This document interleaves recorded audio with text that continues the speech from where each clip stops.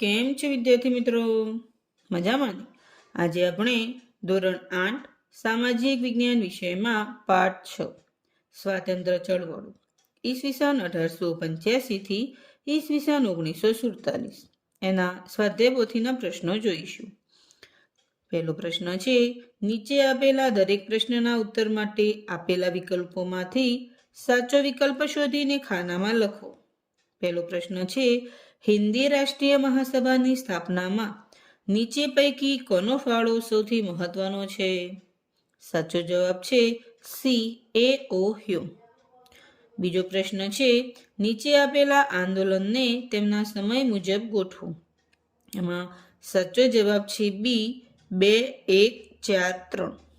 ત્રીજો પ્રશ્ન છે, નેતાજીના હુલામણા નામથી કોણ ઓળખાતું હતું?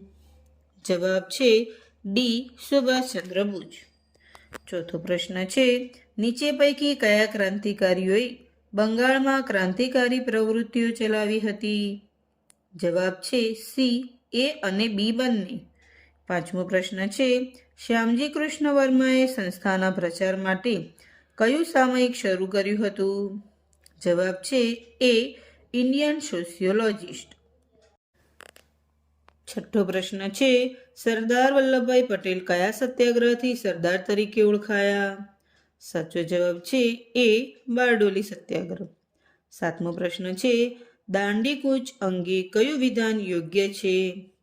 સાચો જવાબ છે ડી ઉપરોક્ત તમામ. આઠમો પ્રશ્ન છે, નીચે આપવામાં આવેલી જોડી પૈકી કઈ જોડી ખોટી છે? સાચો જવાબ છે ડી ભગતસિંહ હિન્દી રાષ્ટ્રીય મહાસભા. નવમો પ્રશ્ન છે, વિદેશમાં રહીને ક્રાંતિકારી પ્રવૃત્તિ કરનાર ક્રાંતિકારી કોણ હતા? સાચો જવાબ છે સી શ્યામજી કૃષ્ણ વર્મા. દસમો પ્રશ્ન છે, ગોવિંદ ગુરુનું નામ કઈ ઘટના સાથે સંકળાયેલ છે? સાચો જવાબ છે ડી માનગઢ હત્યાકાંડ. એ પછીનો પ્રશ્ન 2A, નીચેના વિધાનોની ખાલી જગ્યા પૂરો.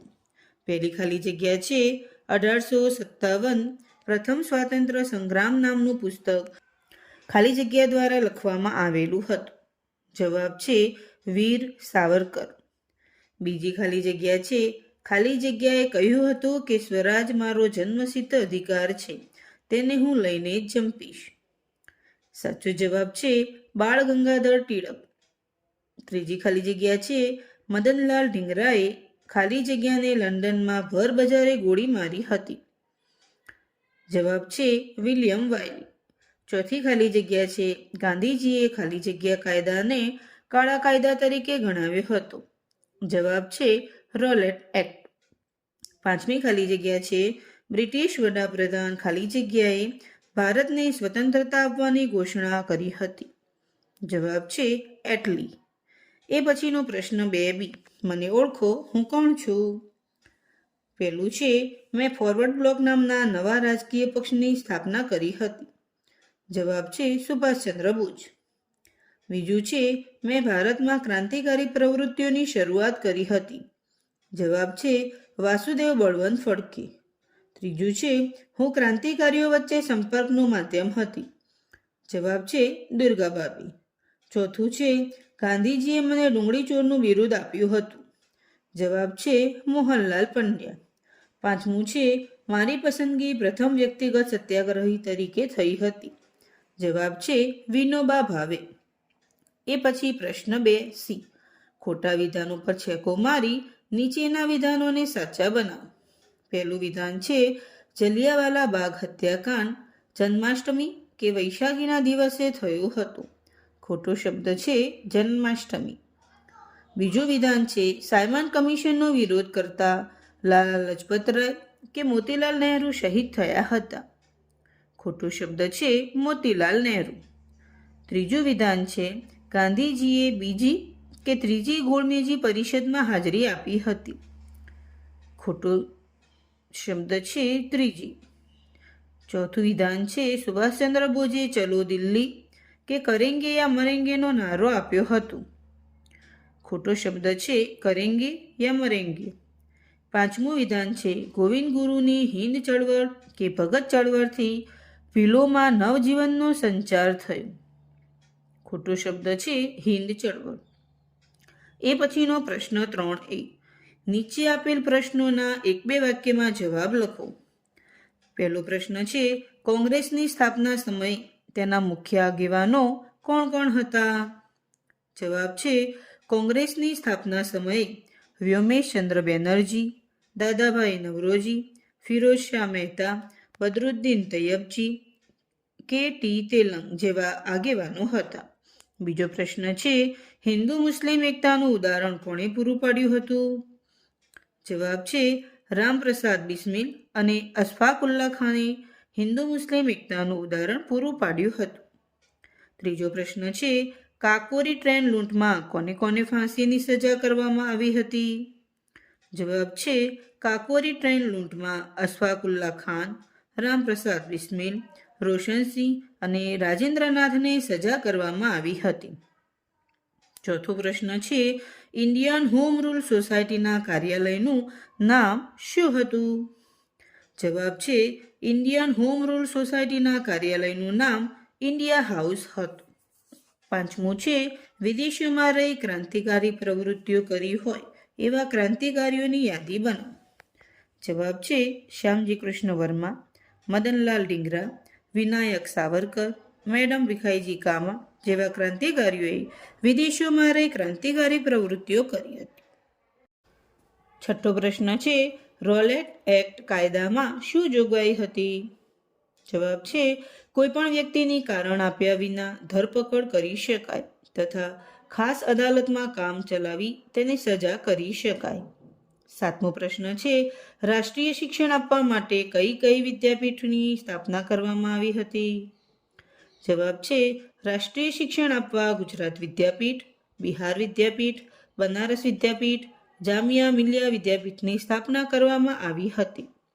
આઠમો પ્રશ્ન છે, ગાંધીજીએ અસહકાર આંદોલન મોકૂફ કેમ રાખ્યું?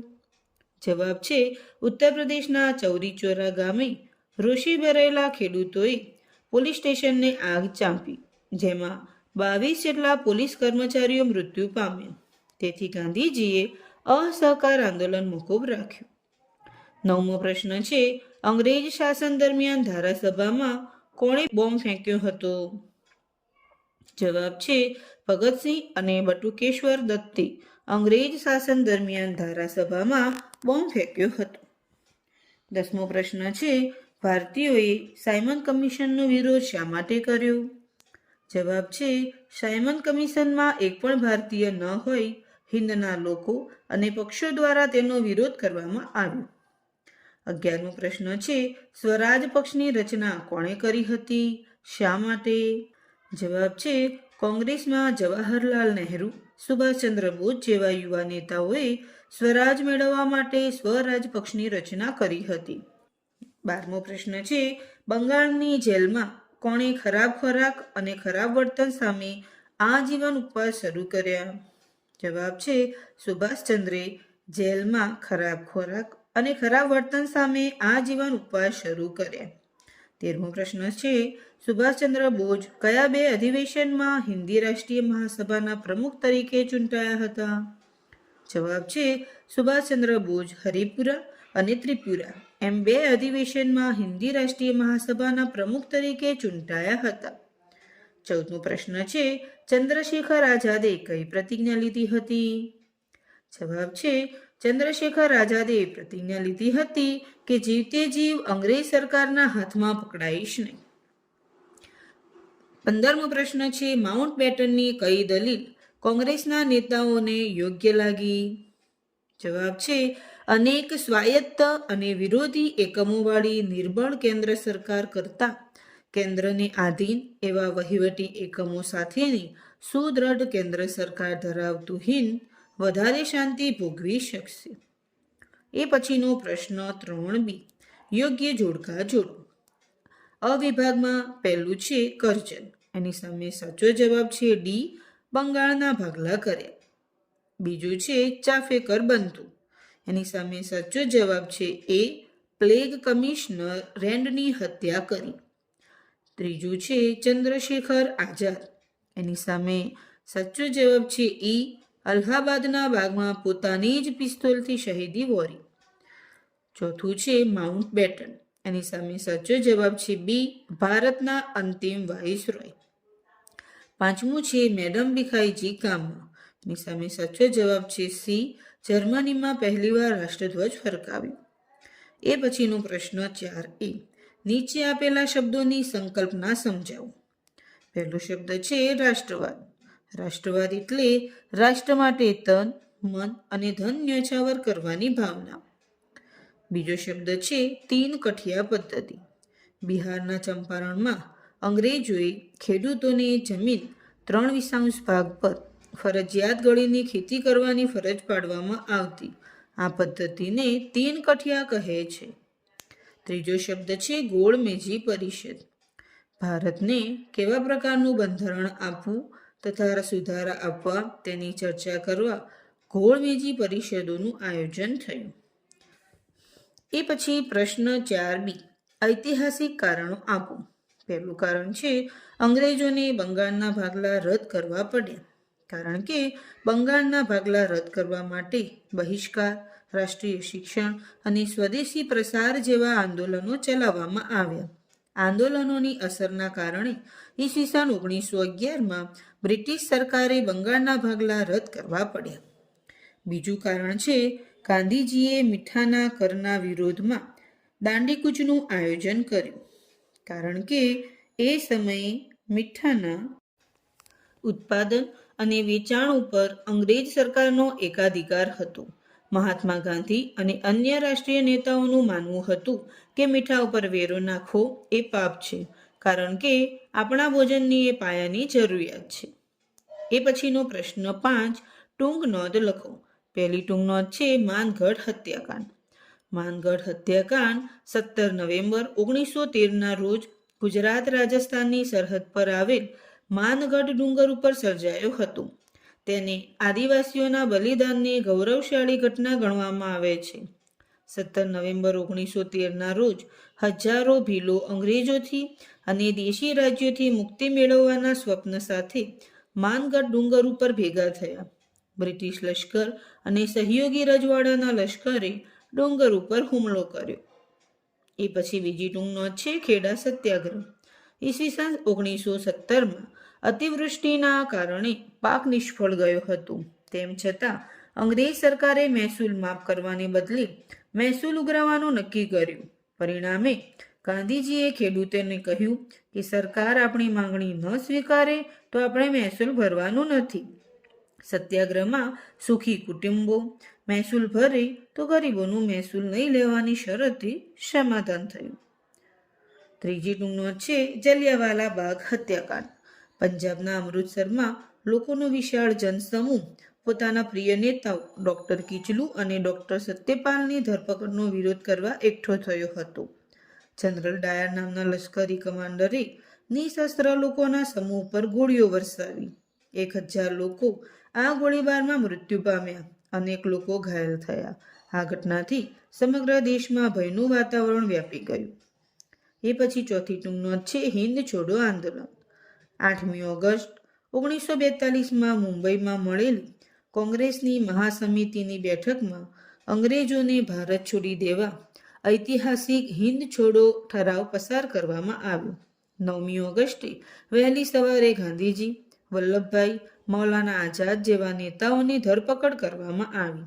દેશના ઘણા વિસ્તારોમાં હડતાલો પડી. આ લડતથી અંગ્રેજ સરકારને ખાતરી થઈ ગઈ કે હવે લાંબા સમય સુધી ભારતના લોકોને પરાધીન રાખી શકાશે નહીં. એ પછીનો પ્રશ્ન 6, નીચે આપેલા પ્રશ્નોના મુદ્દાસર જવાબ આપો. પહેલો પ્રશ્ન છે ભારતમાં રાષ્ટ્રવાદ ઉદય થવાના કારણો ટૂંકમાં જણાવો. જવાબ છે અંગ્રેજ સરકારની આર્થિક શોષણની નીતિના ઉદ્યોગ ધંધા પડી ભાંગ્યા. અંગ્રેજ કેળવણીના પરિપાક રૂપે લોકોમાં સ્વશાસન અને સ્વતંત્રતાની ઝંખના જન્માવી. તાર, ટપાલ અને રેલવેની શરૂઆતથી એક પ્રદેશના લોકો બીજા પ્રદેશના લોકો સાથે સંપર્કમાં આવ્યા. હિન્દી સનદી નોકરીઓમાં ભારતીયો સાથે કરવામાં આવતો અન્યાય વગેરે કારણો ભારતમાં રાષ્ટ્રવાદના ઉદય થવાના છે. બીજો પ્રશ્ન છે ભારતના સશસ્ત્ર ક્રાંતિકારીઓ વિશે ટૂંકમાં જણાવો. જવાબ છે ક્રાંતિકારી પ્રવૃત્તિની શરૂઆત કરનાર વાસુદેવ બળવંત ફડકે પછાત જાતિઓને સંગઠિત કરી લડાયક તાલીમ આપી. બારિન્દ્ર ઘોષે ક્રાંતિકારી સાહિત્ય અને તાલીમ જેવી પ્રવૃત્તિઓ ચલાવી.